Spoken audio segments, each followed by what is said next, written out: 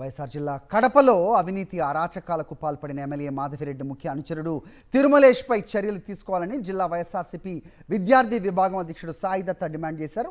TDP MLA Madhavi Reddy పేరు చెప్పుకుని అవినీతి అక్రమాలకు పాల్పడుతున్నారని ఫైర్ అయ్యారు.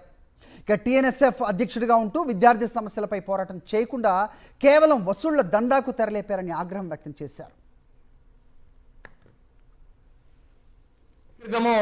నేను నా సోదరుడు ఇదే ఆఫీసులో ప్రెస్ మీట్ పెట్టి వివరంగా వివరించడం జరిగింది.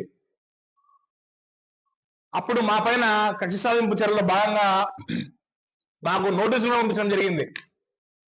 అప్పుడే చెప్పినాం మేము, ఇతను అవినీతిపరుడు, ఇతను చేసిన అక్రమాలన్నీ మేము ఆ రోజే బయట పెట్టినాం.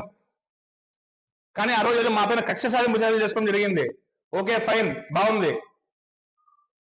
ఈరోజు సొంత పార్టీ నేతలు టీడీపీ నాయకులకే అతని బాగోడం అంతా బయటపడి గుట్టు రట్టయ్యి ఈరోజు అతను పార్టీ నుంచి సస్పెండ్ అయినాడు.